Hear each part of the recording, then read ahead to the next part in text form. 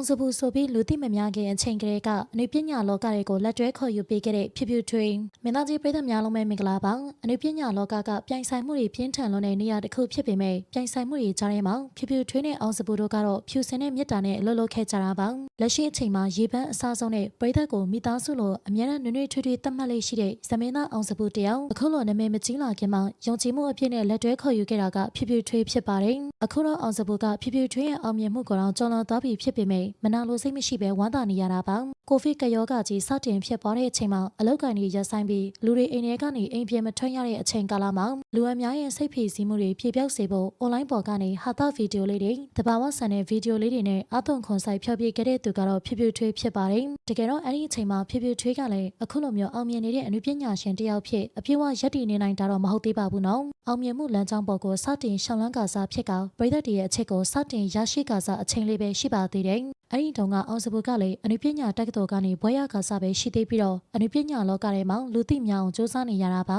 ဖြူဖြူထွေးရဲ့အကြီးမားဆုံးအားသာချက်ကသူတယောက်တည်းအောင်မြင်ရင်ပြီးရောဆိုတဲ့အတ္တစိတ်မရှိတာပါပဲအနုပညာဝါသနာပါတဲ့လူငယ်လေးတွေကိုအများနဲ့နေရာပေးတတ်တယ်လို့သူ့ရဲ့ကြော်ညာဗီဒီယိုတွေထဲမှာလည်းအခြားသူတွေကိုအများနဲ့ပါဝင်ခွင့်ပေးခဲ့တာပါအဲ့ဒီလိုခေါ်ယူလက်တွဲပေးခဲ့တဲ့လူငယ်လေးတွေထဲမှာဒီကနေ့နိုင်ငံကျော်ဖြစ်နေတဲ့အောင်စပူလည်းတယောက်ပါဝင်ဖြစ်လာခဲ့ပါတယ်အဲ့ဒီအချိန်တုန်းကအောင်စပူဆိုတဲ့နာမည်ကပရိသတ်တွေကြားထဲမှာအခုလောက်ရင်းနှီးကျွမ်းဝင်မှုမရှိသေးပါဘူးသူ့ကိုဘယ်သူကမှသတိမထားမိပေမဲ့လည်းဖြူဖြူထွေးကတော့အောင်စပူရဲ့အနုပညာအရေးအသွေးနဲ့စူးစမ်းခြင်းစိတ်တွေကိုမြင်တွေ့ခဲ့ရတာပါဒါကြောင့်လည်းကြော်ညာရီမှာအောင်စပူကိုတွဲဖက်သရုပ်ဆောင်ဖြစ်ရုံရုံချစ်ချင်းနဲ့လက်တွဲခေါ်ပေးခဲ့ပါတယ်အောင်စပူဟာဇမင်းသားဖြစ်တာကြောင့်သူနဲ့ကညီမဲ့ကြော်ညာရီကိုတူတူရိုက်ကူးခဲ့ကြတာပါဖြူဖြူထွေးကအောင်စပူကိုလက်တွဲခေါ်ခဲ့တဲ့ဆိုပေမဲ့အောင်စပူစီကနေပြန်လဲတင်ယူခဲ့ရတာလေးတွေလည်းရှိရရှင်အဲ့ဒီတုန်းကအောင်စပူအောင်ဖြူဖြူထွေးကိုမြမရိုးရအကရီတောင်တင်ပေးခဲ့သေးပြီးဇမင်းသားတယောက်ဖြစ်တဲ့အတွက်အကပညာကိုကျွမ်းကျင်စွာသင်ပေးတတ်ပါတယ်အချိန်တွေကုန်လာတာနဲ့အမျှအပြောင်းလဲတွေအများကြီးဖြစ်ပေါ်ခဲ့ကကိုဗစ်ကာလရဲ့အခက်အခဲတွေကိုကြော်ဖြတ်ပြီးတဲ့နောက်မှာတော့အောင်စပူရဲ့စူးစမ်းမှု